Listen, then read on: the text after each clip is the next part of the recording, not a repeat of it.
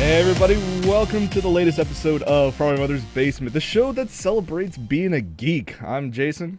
And I'm Michael, and you were laughing, and I didn't even do anything this time. Because I was wondering if you were going to do something like he normally does every single week while the intro is playing. He usually grabs some sort of figure or does something crazy that I can only see. But I guess it's now just a knee-jerk reaction that intro starts playing, I have to laugh about something. Oh, don't worry. I'm sure you'll find the night is still young. It is very true. Michael, what have you been up to over the past week? Costuming. Yeah, no, I've been working on the costume, and it's almost done. I should have pictures for y'all next week. Very cool. But it won't be pictures of me. It'll be pictures of Nikki as the critter. But yeah, so it's all I got to do is make the snap-in color, and my portion's done. So what are you gonna do with all your free time then? Let me guess. SWTOR. Yeah, probably. All right, that's cool. I'm up to 42, so...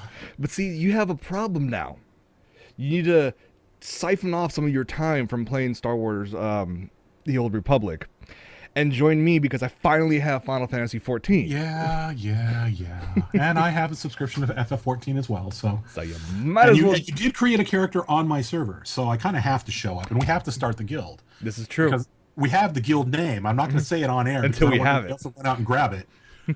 But once we have it, then we'll announce the guild name. It'll be entertaining to say the least. As for me, I was kind of crazy. I had a how should we call this? A stroke of insanity? I was going to say masochism. Yeah, that's true. Well, I signed up for an event, and rather than give a bad description of it, I'm just going to showcase their video.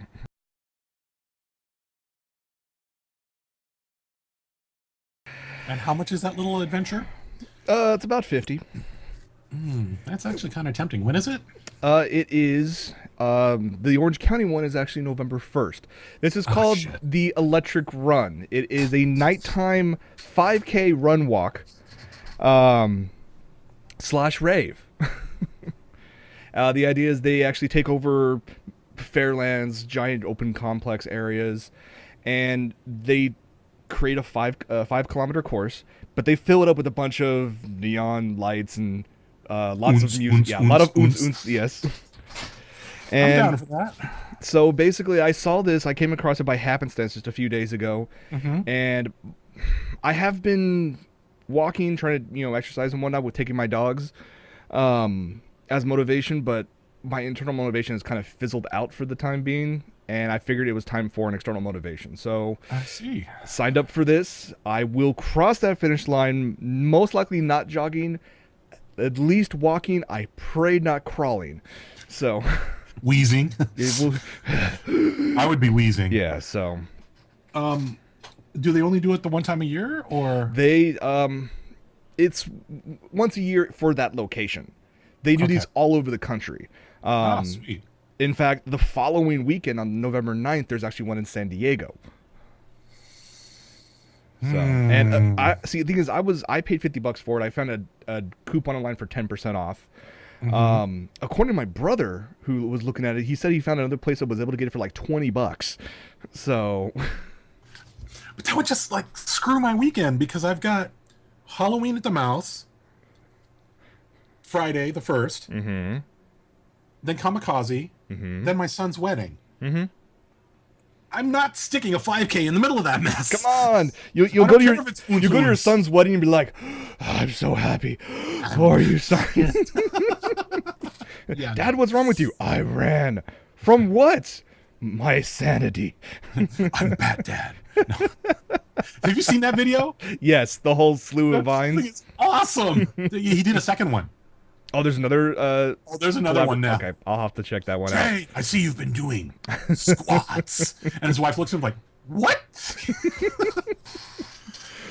But yeah, anyway, so sorry. I'm signing up for a 5K, and congratulations. My fat ass needs to not be a fat ass forever. So yeah, we're working on it. So if Sega's fans offering you a case of balls, bring a case of balls energy drink. I don't know. Undo the run. Having fizzy energy drink inside me as I'm trying to walk / semi-jog. I don't know. That would probably not stay inside for long. I have plenty of empty balls bottles. I wonder if I could throw glow sticks in them and just carry those around. I wouldn't. Yeah, so we'll see what happens with that. If I some reason stop tweeting, going on Facebook, doing the show after November 1st, you know what happened to me. Death by Unsuns. Yes, basically. Death by Wub. Death by Wub. It's not as sexy as say Death by Snoo Snoo, but you know. Yeah, that's true. All right. Now you brought me to mind that picture of Beyonce. The one that her publisher was like, "This must be taken off the internet by everyone." Yeah, not gonna happen. Good luck. Welcome to reality. People. Now it's totally out of context, but still. Very true. So, speaking of things out of context? Now that's a bad segue. I was like, wait a minute. Well, something that they hasn't done a new one in how many years? What was it? Number 12. What we're going to talk about. What we're leading the show off with. There hasn't been a variation of this, an official version of this, since November of 1995. That's what I thought. Yeah. It has been, 13 years? About that? 95? Oh, 95. Sorry, 20. I was going to say, it's coming up on nearly 20 years. Yeah. We're talking about, the ever classic Calvin and Hobbes. Yay, Calvin and Hobbes. And the guy behind Calvin and Hobbes, to call Bill Watterson a recluse, probably yeah, I would say that. Yeah, that's probably close enough, because he rarely talks to the media. I mean, the last interview that he gave, like a full interview, was years ago, and that was only to his hometown newspaper. But apparently there is a documentary that's coming out called Dear Mr. Watterson, and it's all about the artist and, of course, the amazingly popular, forever popular I should call it, comic strip Calvin and Hobbes. And let's check out the trailer.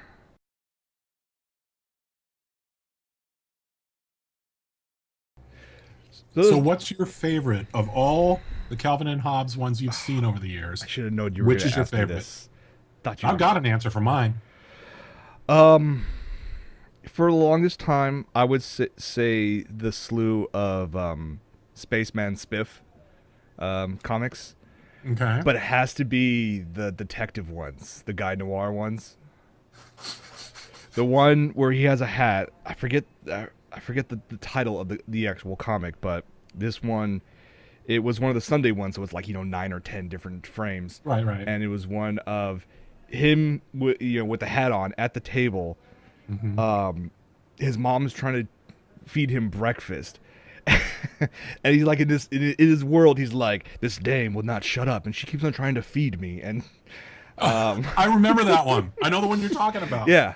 I think that he's Spaceman Spiff, and the natives are trying to force feed him something. No. This is his mom trying to feed him breakfast. This is one when he's doing the Guy Noir stuff.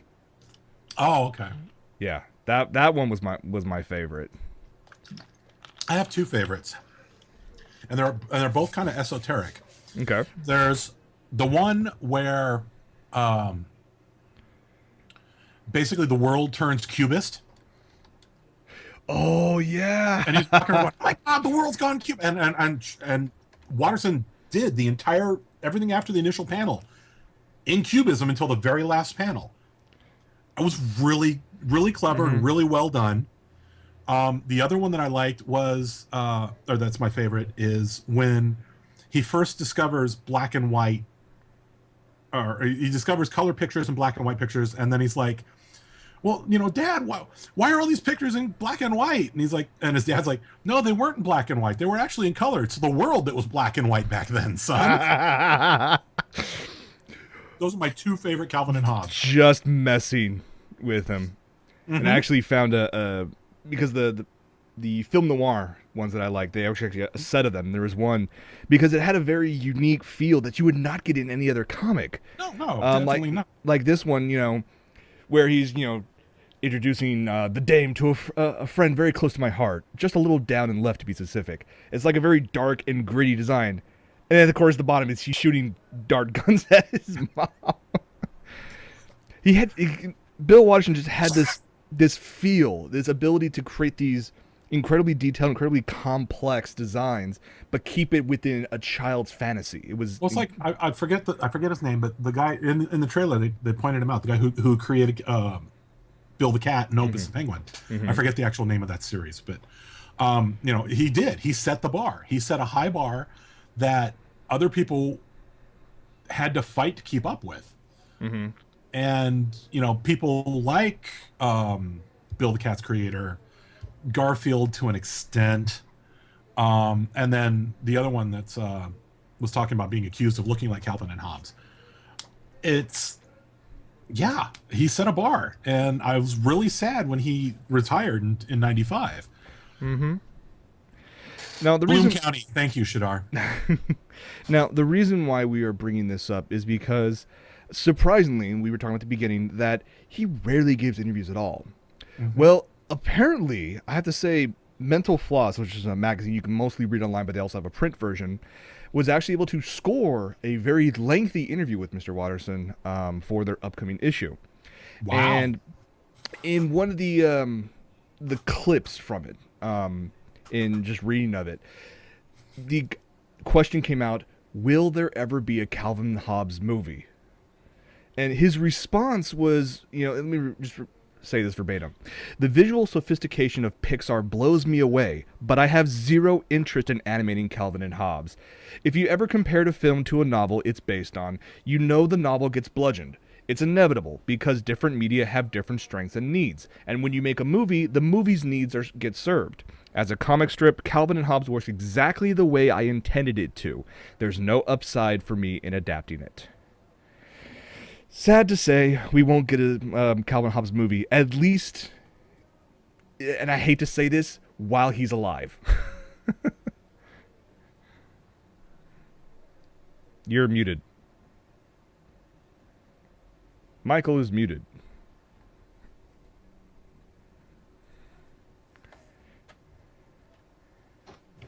Okay, can you hear me now? Yes, I can. Okay, did it move into the other camera? Because I'm going to be really pissed if it No, did. the camera's still there. The camera hasn't changed. That's not what I meant. I meant audio-wise. Ah. No, I hear you just fine. Okay. So anyway, the implication by that statement is that Pixar's approached him. I can easily see John Lasseter, giving him a trip to Pixar and saying, we can do all this to the world of Calvin and Hobbes, which I have to admit would be absolutely amazing.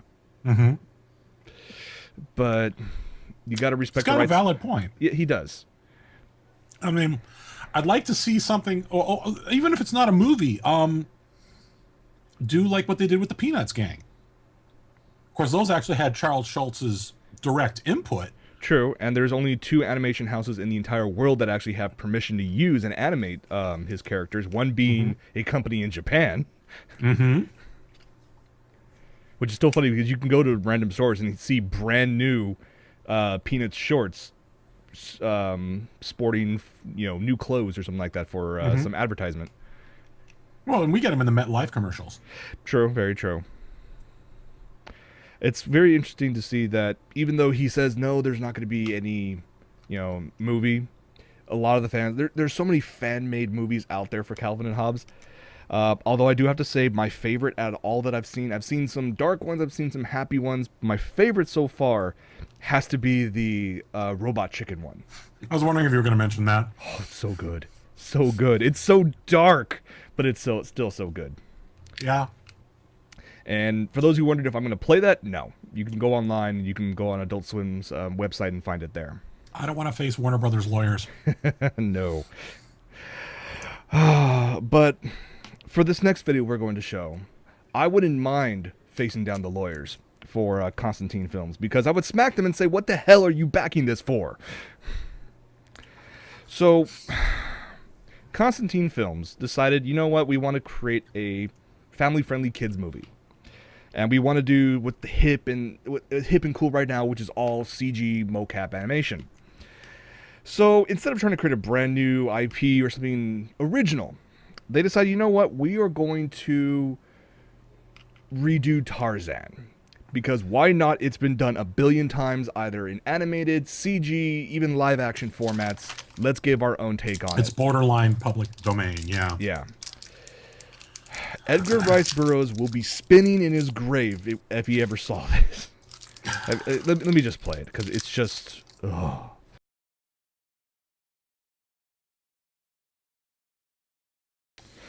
So let's go through this real quick. You have... Tarzan as a boy is actually crash landed in the jungle, able to speak English already. Apparently mom died, the pilot died. Okay, finds CG gorillas and as opposed to a real gorilla. Yes, exactly. You gotta remember, in the world, breed of CG gorilla. We never knew it existed until now. Exactly. There's a vast difference. One looks very human. The other one would rather throw poo at you. But you know, actually, that's not true. Okay. I know monkeys. If it doesn't have a tail, it doesn't fling poo. Okay. Or if it doesn't have a tail, yeah, that's right. But the thing, go ahead. Technically, speaking as it from a strictly technical point of view, the quality of the animation at first looks real good. Mm-hmm. Are these the same guys who did that creepy Tom Hanks CG Christmas movie? I think they had a part in it, yeah. Because, I mean, that the whole zombie Tom Hanks Christmas movie just... like the Christmas Express or something like that? Yeah, with the train? Yeah, that one. Holiday Express or something like that? Yeah. The other issue I have with it is... You know, they're Uncanny Valley. They're real close to it. Mm-hmm. But the other issue I have is it's just, well, sure, okay, it looks good. The fur's nice. The lighting's good. The models are technically good. The mocap's dumb. The acting sounds forced. The voice acting. Mm-hmm. That's not the story best looks slash. Weak as shit. Oh, I mean, what are they gonna do? They're gonna call it unobtainium? Look, it's yeah. Avatar on Earth. Hence why I put it in the trailer as AvaTarzan. Hey, look, it's a meteorite containing minerals of alien origin that are incredibly powerful and expensive. Therefore, we're gonna mine a mountain, but we had to go through the jungle, which happens to be where Tarzan lives. We have to go through apes to get to it. Yeah, it's like, God. Is Grodd gonna show up? I mean, if you're gonna go that far, shit, get WB involved, get Grodd in there. Why? Just why? I had to share the pain. I'm sorry. Yet, good movies like Imagi's version of Gotchaman can't get made. Mm-hmm. But this tripe can? Yep. Hollywood. Gotta hate it. But see, then we get to things that we don't want to see, to things that we are definitely going to see. Like the upcoming Doctor Who 50th anniversary, which comes up in November. We have, at this point, just a few days shy over a month till it comes out. And then there's been some images that have been released, like this one, which has, well, I want to say 3 doctors, but it's 3 doctors. True. The new one being John Hurt, which I love the fact that his red-tipped sonic screwdriver is held like in a bandolier rather than being, in the jacket pocket. But have you read the interviews on this yet? I've read a few of them, yes. Okay, go ahead. I want to see where you go with it. Well, the reason why I'm showing this is because I have very little to say about John Hurt's character, because I don't want to set myself up with some sort of false hype. I want to see where they're going to go with John Hurt. But I have to say, BBC has done a fantastic job of the new trailer that they've released for the 50th anniversary. Looks good. Looks fantastic. I do have to say, though, with that video, the fact that they retouched a lot of the original, the older Doctors. Because the thing of the first Doctor was never in color. That's Doctor 4. Right. But they all retouched this whole thing in high def, so it's like, I've watched it several times on my big screen, and the detail is astounding. Which makes me wonder, you're going to add all these Doctors into the trailer. Are you going to add more of them that they haven't let on yet? for the 50th anniversary, or? That's a good hint, and I wish they would. But the thing about what do you know about the John Hurt Doctor? Essentially, from what I've been reading, that the John Hurt Doctor is actually an official regeneration of the person, the Doctor. But because he did some very unspeakable things, and like he said at the last episode of the last season, where he says, what I did without choice in the name of peace and sanity. Because he had to do all of those, he did not use the name the Doctor. That's the way I'm looking at it, that he basically is an actual reincarnation of the same person, but because what he did was so unspeakable, and the name of the Doctor is known for the most part, doing good, he decided to go with... When it's not feared. This is very true. He decided to go with another name to... I can't even say tarnish the name of the Doctor. I mean, what's your thought on it? From an interview with Moffat, so it's official. John Hurt is one of the incarnations of the Doctor. He is implied to be before... It's either before... Before Eccleston, right? Yeah, it's right before Eggleston. And he, you're right, he was very dark. He went down a very dark path. And that's why, and a lot of the stuff that we saw in the a little bit in the Eggleston Doctor, you got some hints of it. And then, why the frick can I not remember his name? Doctor after Eggleston. Tennant? Thank you. David Tennant. And then Matt Smith, is you see it starting to phase out, but you see him becoming a little more intense, a little more crazy. And then they're moving to the new one who's going to show up. Oh, Peter Capaldi. I cannot wait to see his take. I'm looking forward to that. Because he always plays like some dark and, for lack of a better phrase, really fucked up people. So it's going to be some interesting bits. But also keep in mind, something else I heard in that interview. I think my original theory of how they get around the multiple lives of the Doctor is true, because Moffat actually threw a number out there that was well over 12. Oh, that's right. I remember reading that. Yeah. I mean, he's like, who knows if it's, what was it generation 22, I think is what he said. Like, wait a minute, they're only supposed to have 13. Okay, even if you add Rivers into that, Moffat has plenty to explain next season, but if anybody's going to write his way out of a box, it's going to be Moffat. Which could possibly explain why there's such a freaking long delay after this, because there's the 50th anniversary special in November. There's the Christmas special. There's going to be the new Doctor. There's going to be an Easter special. But an actual special since when? But an actual episode of the next Doctor won't happen until fall 2014. It's a very long wait. Maybe they're trying to get as much in the can as they can. Maybe. The redundant statement. Yeah, we'll see. I'm looking forward to it. I'm kind of nervous about it because I actually kind of like Matt Smith. I like all the Doctors that I've seen, with the exception of the one in the movie. I was not a big fan of him. But true. From Eggleston forward, I liked Tom Baker. I love Tom Baker. That's what that was my Doctor. I like Pertwee. The other two before him, the old man Doctor's okay. Number 2 was kind of annoying, but I am looking forward to it. Likewise, and I'm sure we'll have a discussion, most likely massively spoiler filled. So, the Sunday after the 23rd, if you haven't watched the Doctor Who episode, you probably don't want to watch this one live. All right, let's move on to some tech, and there is an upcoming trend that I see more of just utilizing buzzwords more than useful technology. It seems like with LEDs, OLEDs, the next big thing is that what you want to get a real big immersion in entertainment is you want to have a curved screen. Curved screen TVs, curved screen theaters, I'm fine with those. Depending on size.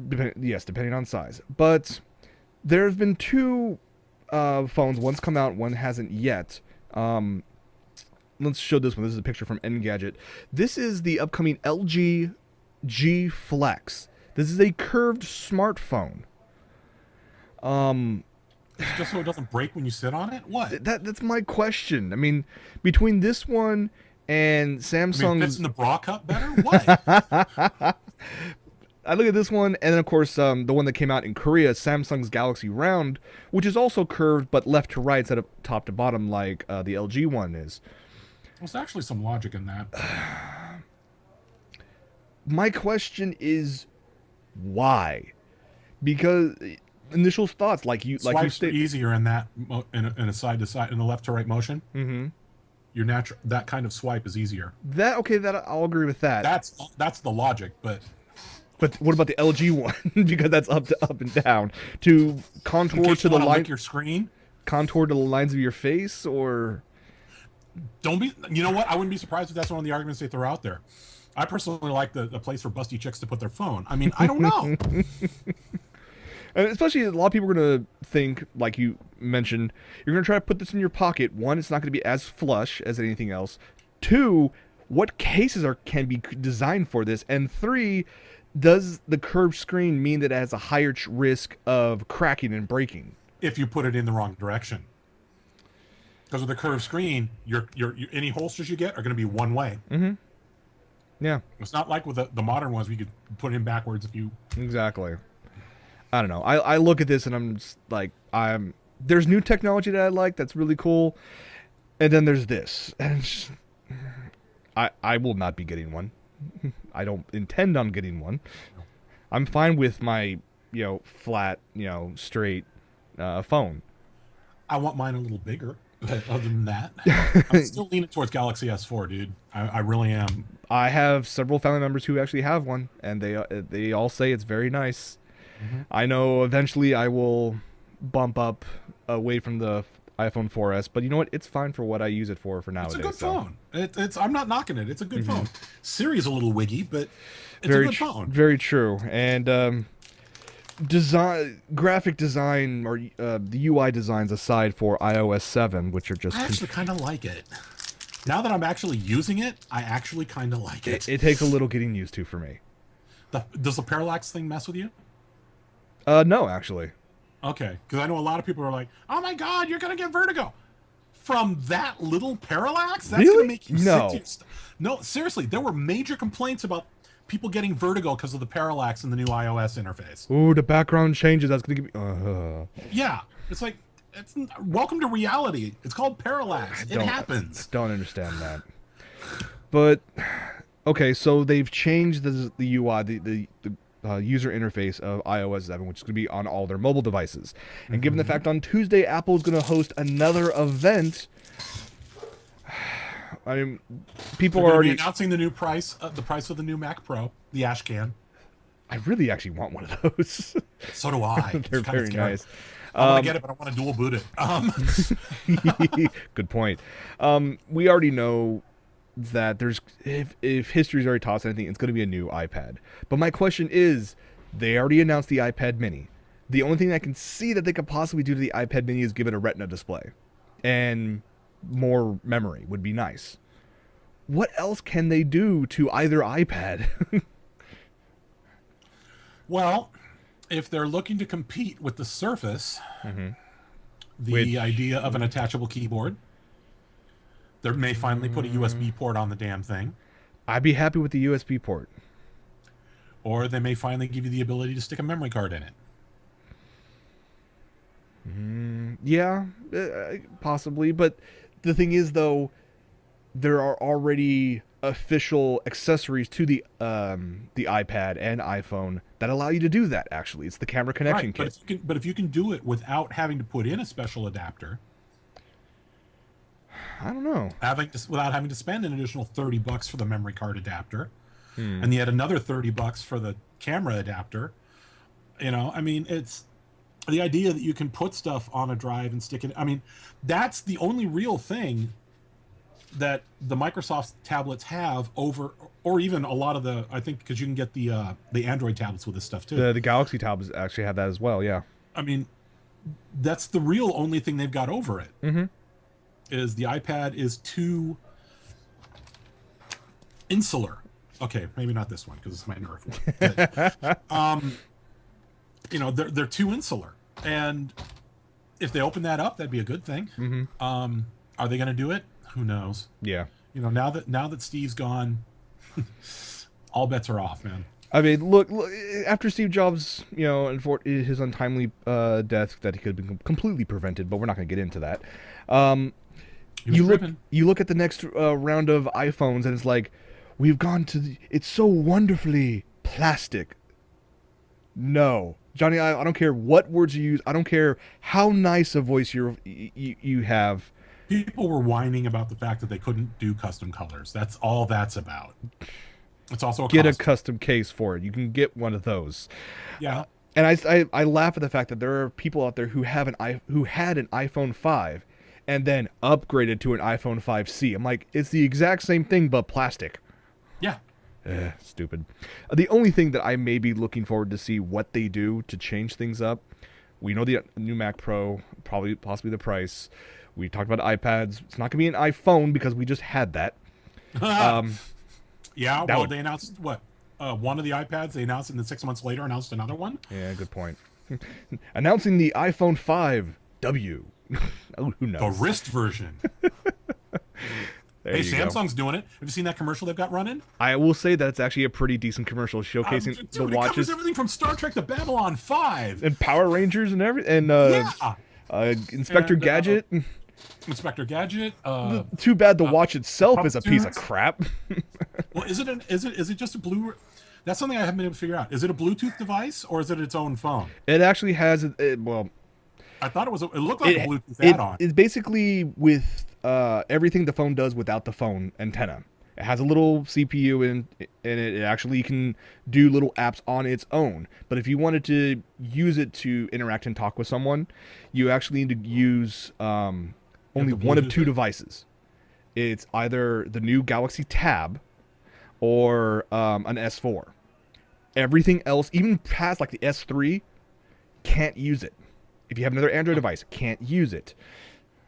They've made it, It's hardware limited. Yeah, it's very hardware limited. The only thing I can think of that they can possibly refresh, and it may cause some ripples, may be the upcoming Apple TV. Now, I'm not talking about, an actual television. That's probably happening in the, far future. But a refresh of the little puck. What's up? Wrist-based television already exists.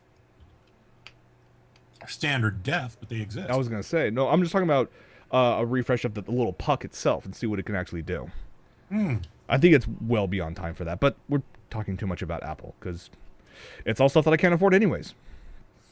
Very good point, but we're going to move on to other stuff that we can't afford anyways.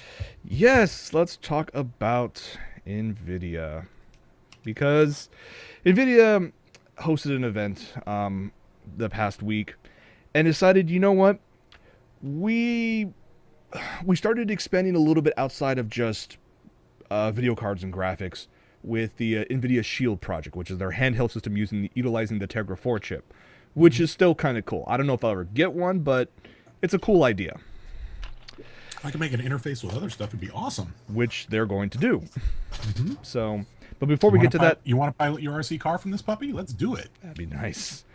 But let's talk about some of the other stuff that they are going to be working on. First up, your monitor. To give you a little background on what VSync is.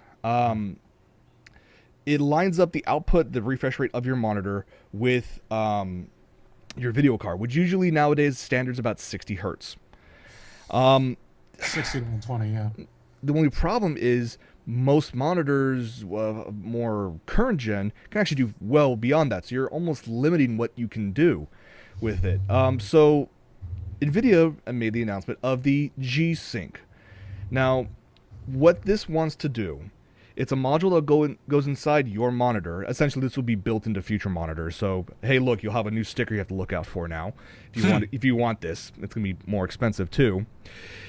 This little module goes into the monitor itself, and the monitor finds out the maximum refresh cycle, the refresh rate of the monitor itself, whether it be 100 hertz, 120 hertz, 200 hertz, etc., etc. And then it will sync that back to your video card. Now they claim that by doing The this, video card can't ping the monitor and find that shit out anyway. It already does that. This is Nvidia claiming that this is brand new technology. I'm like, no, it's not. No, it's not. This is more money for them. If you get the driver, I've got an HP monitor here that Windows looked at it and said, "Hey, you've got an HP 470, or no, what is it? It's 70, 7844. No, I'm sorry, ZR2440. That's it. Mm-hmm. Yeah, ZR2440. You've got a ZR2440. These are all your spec rates. This is what you can do. This is how big it can go. Here's your refresh rates." Mm-hmm. It already does that. This is them saying they have brand new technology. They have their own little chip, their own little module they're going to throw into monitors. It's going to be an extra $30 unnecessary add-on to a monitor. It better make me breakfast and kiss me good morning. The other bit that they're going to be talking about is capturing and streaming games. It's been I'm curious. The big thing that's going on nowadays. You can buy capture devices. I have several. This is why you can see me right now. I have a Blackmagic Intensity Pro. Essentially, all capture devices are CPU independent H.264 encoders. Mm-hmm. Wait a minute. That's real-time already digital encoders. That's already in every single Nvidia graphics card anyways.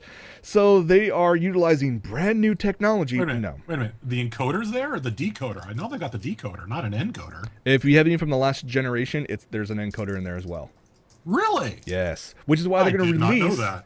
They're going to release in about 7 days from now. Shadow Play. What this allows you to capture games. It'll utilize the onboard encoder in every they claim in every GTX GPU, but I mean that's basically current gen vid cards. So at the same time as your video card is rendering the video and throwing it to your monitor, it'll also capture it and save it on your computer.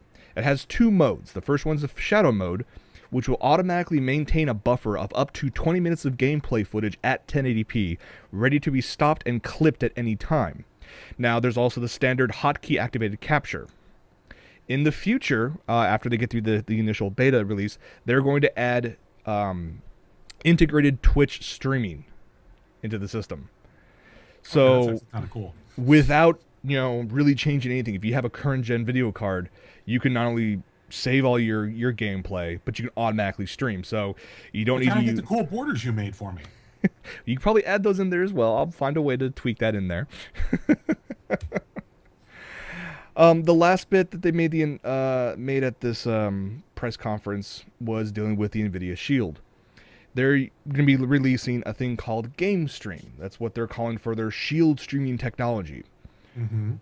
Again, new technology is not new. It's nice that Nvidia's doing all of this. Refined. That's probably the only way I can think of it. So, what this does is allow you to stream games from your computer to the Shield, which you can hook up to your TV, with no noticeable lag at 60 frames a second. That's a very... You better have gigabit. Yeah, it's a very baited and a very loaded phrase there. Because in order to utilize this and make sure you are guaranteed that lag-free 60 FPS, you must buy a router that has the Game Stream Ready sticker on it. Again. Translation, you better be dedicated gigabit. It's pretty much the only way that's going to work. Yeah. The only other bit that they have regarding the Nvidia Shield is that if you hook it up to your TV, you don't want to be just looking at that tiny screen, then see it blown up on your big screen. What you could do is just set the Shield by your TV, and you can use specified Bluetooth controllers and use that to control your games. So it basically becomes like an Ouya or a PS3 or... But it's a controller. Yeah. Well, the Shield it has the controller built into the little system itself. Now, if you use an external Bluetooth controller, you can use that rather than being physically tethered to your screen via HDMI. You can just use wireless. Okay, I see what you're saying. So, yeah. Or how long do you think it's going to be before somebody comes out with a little slap-on HDMI transmitter? I'm hoping soon. Who knows? I can just see that coming out the gate right after. Mm-hmm. Because as long as you can, if you put a transmitter on one end, a receiver on the other, and you've got LOS. Mm-hmm. Here's the thing, though. I look at all of this, and here's my thoughts about it. It's not new. First up, yes, it is not new. Like you said, it may be refined technology, but it's definitely not new technology.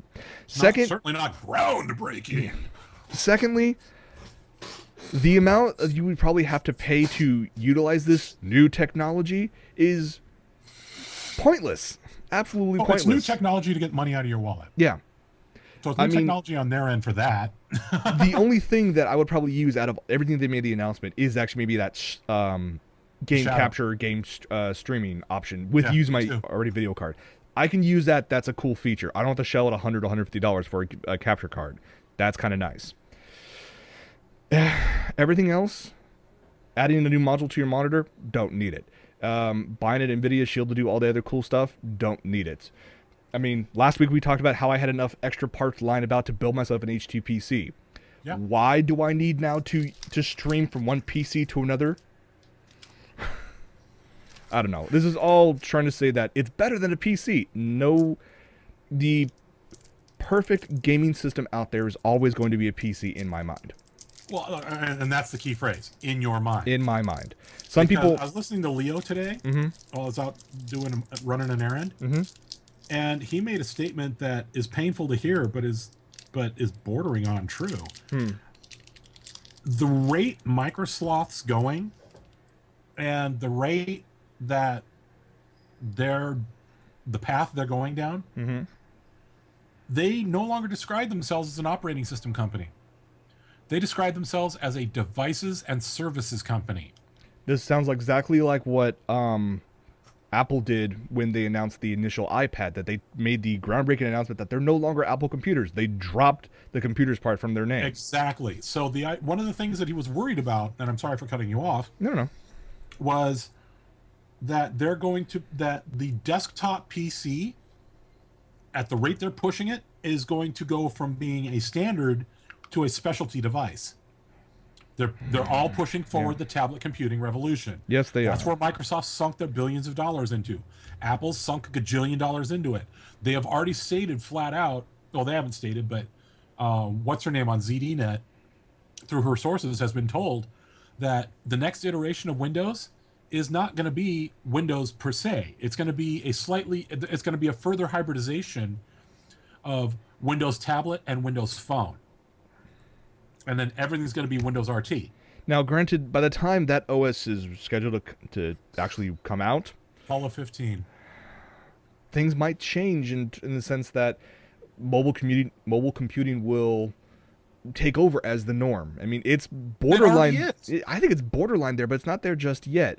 If I can get to the point, for somebody like you, me, or half of our audience, not so much. Yeah. But for Joe user who doesn't know what an Nvidia versus an ATI is, or has no idea about 3D graphics or whatever, or what a LAN party is, they want to check their mail, they want to write their text, and they want to play with their Farmville. I mean it.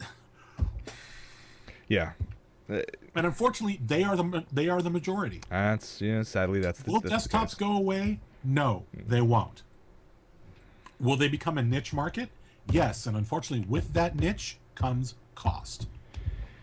Sadly, you are correct, but at the same time, I would look at it as it may be a niche market, but I'll stay in the niche. For the foreseeable future, I would never buy a prefab anything if I can't build it myself. I kind of have to confess that I did end up buying one. I mean, my tower right now is an HP, but it was an HP that met the specs I was looking for at the time. My next one will be one that I build, but I have to find one that will accept Windows 7. I have yet to build in Windows 7. No, I still find it funny that every single computer I build, back from creating P3 and P4, Pentium 3 and Pentium 4 based systems out of spare parts from my friends' houses. Wow, I go back a little further than that. That's kind of scary. Every single one, eventually, because I pushed them and tweaked them so hard and so much, that eventually they all receive the grisly fate of the magic smoke. So, and anybody who's ever built a computer and understand what magic smoke is, that's a smell and a sensation and a feeling you will never forget. The blue ozone, yes. I magic smoked a 486, a Pentium, and a Pentium 4. Nice. Oh, and an AMD. No, wait, 2 AMDs. That I can understand because the old AMDs ran hot as hell. I hate AMD. I just go Intel now. A lot of people worship it, but I'm not one of them. I just go Intel. Although I have to say, as a side note, my favorite Magic Smoke experience was when the original Fear came out. The original Fear game. I remember you telling me about this, you and Carl. It was on my Pentium 4. I had a middle-of-the-road video card at the time. But that system had massive problems left, right, and center. And it only had like a 300-watt power supply. And so I installed Fear, and I decided I was going to run a graphics test. And ran just middle-of-the-road graphics, and it looked kind of nice and whatnot. Then I thought, okay, let's see how much it will chug if I max it out. Just max everything. Like the kind of type where if you, back in the Unreal Tournament 2004, when you maxed out everything, it would say, holy shit. That kind of thing. Yeah, I remember that. So it got to the first section of the video, the render, just fine. And then it got to the section with the water and the ripples and whatnot. And I kid you not, at that exact moment, I saw lag, and then a 3-foot spark popped out of the back of my computer, hitting the wall, going up the wall, and zap, the entire thing was gone. And at that point, I just sat there going, huh. It's okay. Yeah. And I did not have a computer for the following 4 months because of that. Because it didn't... It's dry? It did not fry... Oh, by the way. Ooh, very nice. Because it did not fry only the power supply, but the resulting spark also fried the motherboard, the processor, and the hard drive. That's from the time that when something, if something like that goes, everything's going to go. It's Surge City at that point. Yeah, very true.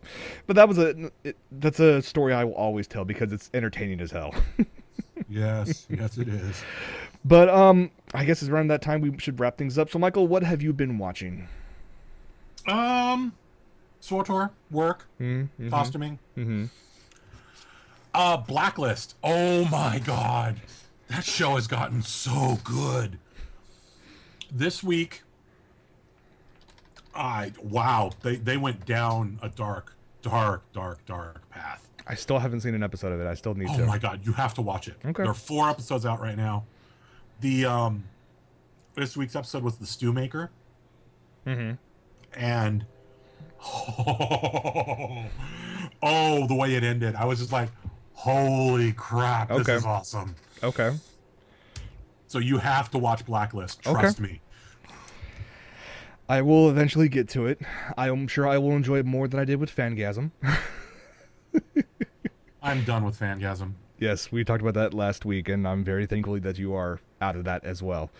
Aside from all the anime I've been watching, I did go see a movie. I did see last week I went to go see Machete Kills, which is awesome. It's the homage to the exploitation films of the 70s. It's fantastic. It's the Hispanic version. It is. It really is. It's fantastic. But the one I saw on Friday, was Fifth Estate? Fifth Estate with Benedict Cumberbatch. Who was really... I saw an interview with him on Graham Norton last night, and I'm cutting you off. I apologize. He was on Graham Norton last night. I watched a little bit of that interview. Oh, did you see when Harrison Ford looked at him? Mm-hmm. And he's like, that Sherlock Holmes thing is awesome. And he's like, okay, I can retire now. When you have Harrison Ford congratulating you on a character. If Harrison Ford thinks your work is awesome, you're good. Yes. No, but they were talking about a lot of people have been, and people who know Julian Assange have said it's uncanny how well he did as Julian Assange. Now, that being said, go on WikiLeaks, and there is a massive slander on the movie from Julian. Yeah. Oh, it is fantastic. It's a great read. He got emails from Julian Assange saying, don't make the movie. No, yeah, and that initial email, that very lengthy email, is actually up on WikiLeaks. Is it? There's a leaked copy. It's really well written. It is very well written. Does not have Benedict's response. Oh but man. you can go online and he actually has interviews where he talks about it. Also, a leaked copy of the script is out there that he just rants all the way through it. And the thing is, after watching the movie, which was, to be honest, okay, but because it was based on 2 books that only showcased one side of the story, you have to go and read Julian's rant on WikiLeaks about it and put the 2 together, and then you kind of get an idea of what WikiLeaks was all about and what actually happened. Does it paint him in a bad light or a good light? Because all implications I've seen is it paints him in a good light. It paints him as obsessive.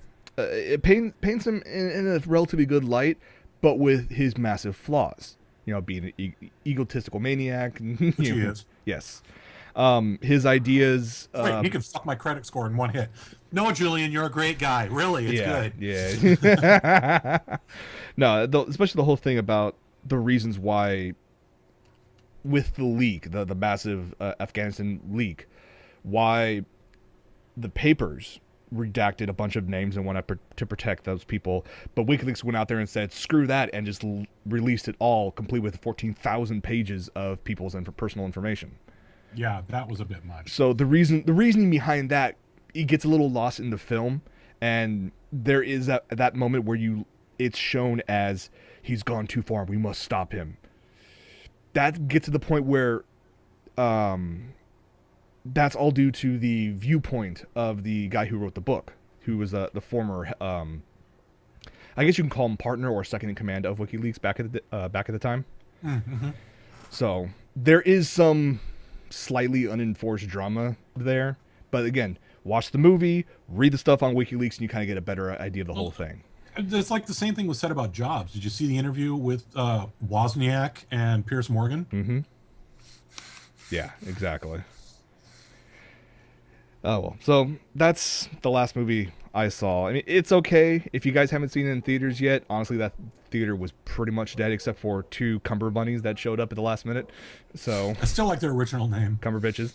They were called Cumber Bitches. Yep. So, I mean, it was all right. A name they picked, not guys.